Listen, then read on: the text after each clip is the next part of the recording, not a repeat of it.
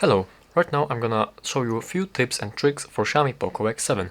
So let's get started. First of all, let's go into the settings and I'm gonna show you double tap to wake. And to enable this option, we're going to lock screen, and here is this option, double tap to wake or turn off screen.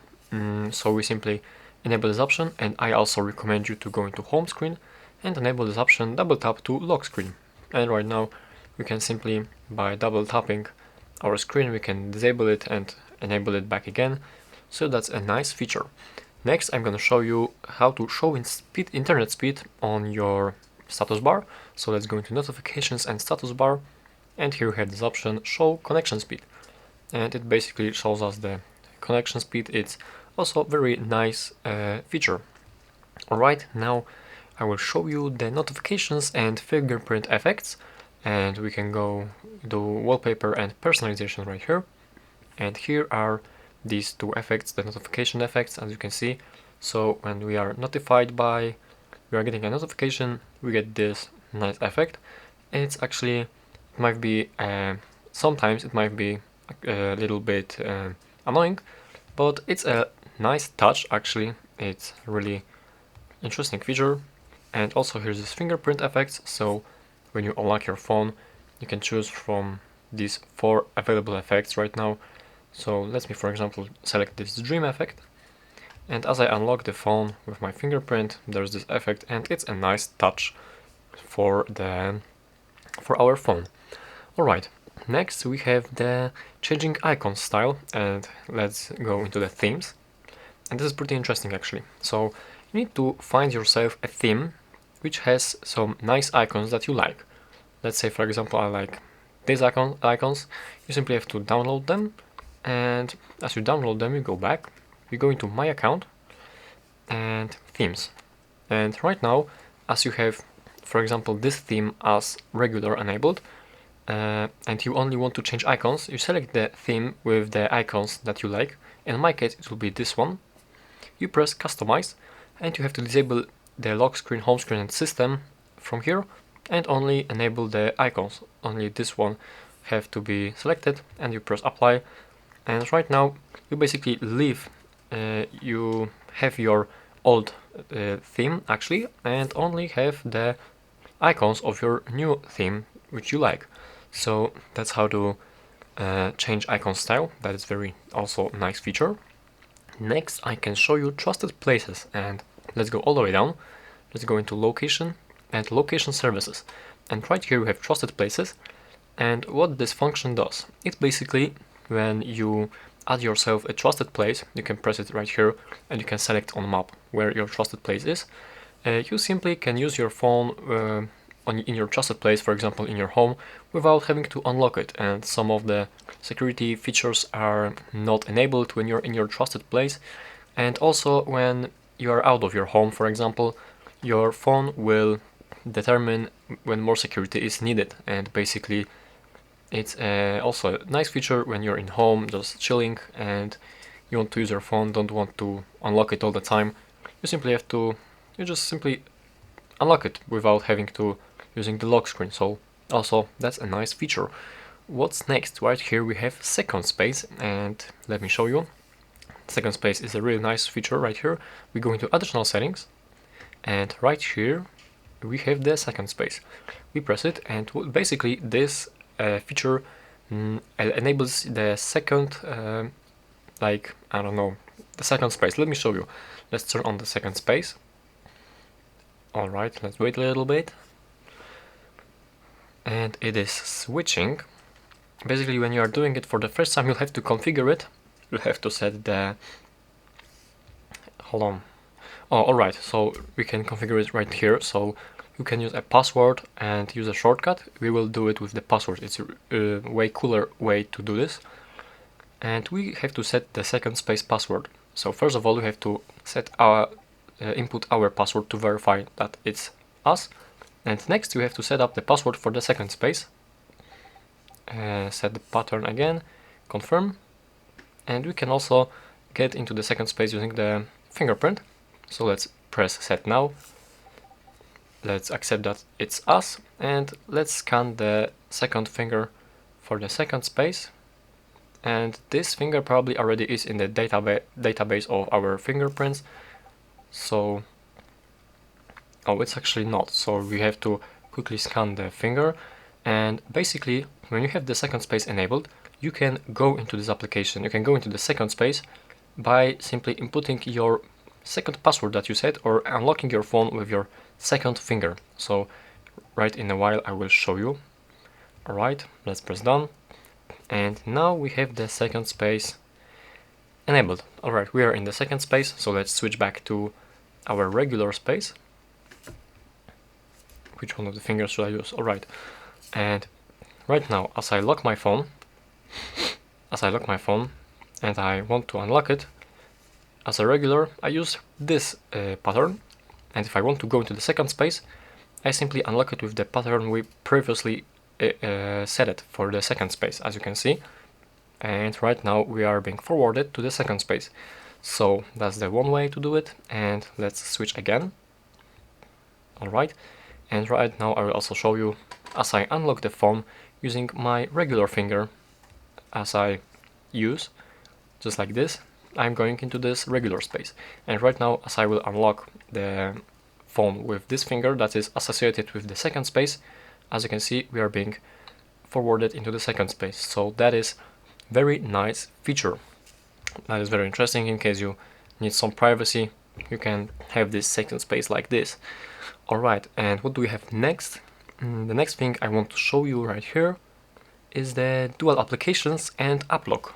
And basically let's go into the settings, let's scroll all the way down and go into apps, and right here we have dual apps, and we can create the second application, the copy of our application, and basically it will be like completely another different application. I mean, you can copy WhatsApp, and as we can see I have dual WhatsApp, and on basically one application I can be logged on to my number, for example, and for the second WhatsApp I can be logged into this WhatsApp with for example business number, you know. And that's the example. You can also copy a lot of different applications. You can check yourself what applications does support this dual app, and you can try have some fun. That is a nice feature.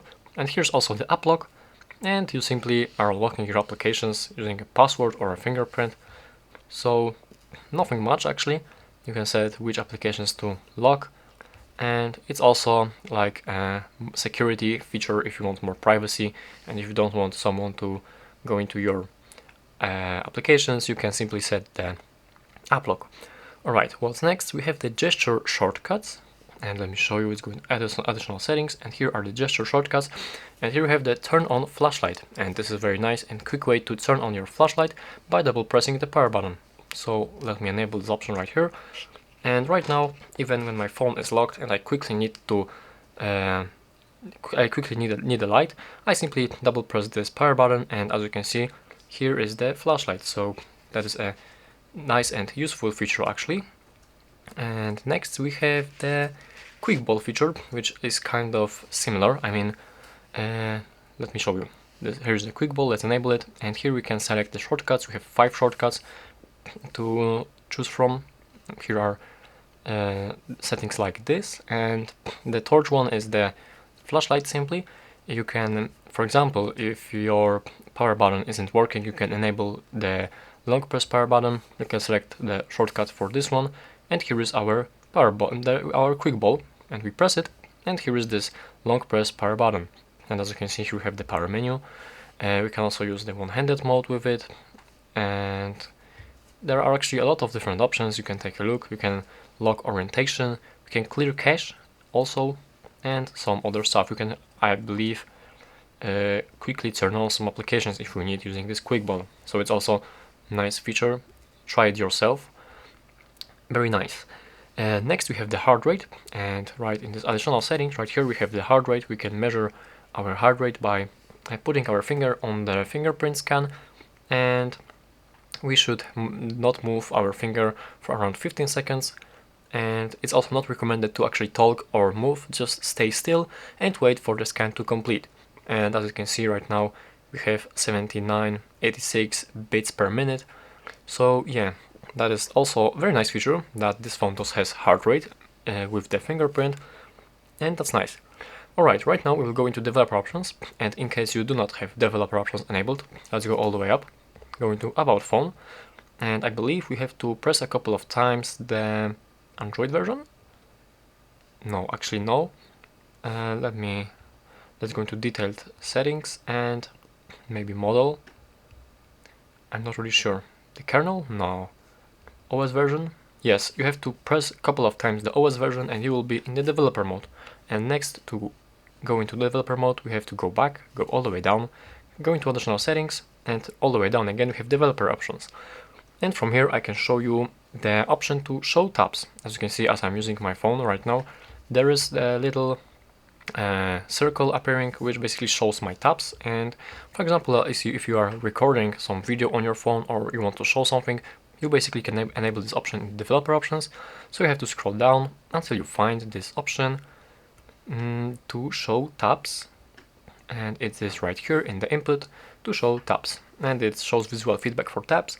And also one more thing I can show you is the floating clock, which shows the clock in the floating window above other applications.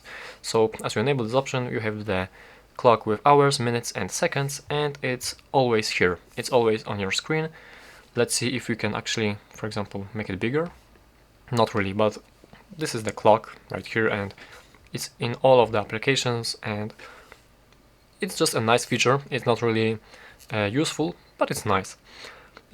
We also can disable animations for a quicker response for our phone. So let's turn off all of the animations, and right now our phone will actually feel like it's a little bit faster since we don't have any animations, and basically it's working a little bit faster, and also it's not really using a lot of GPU or CPU resources.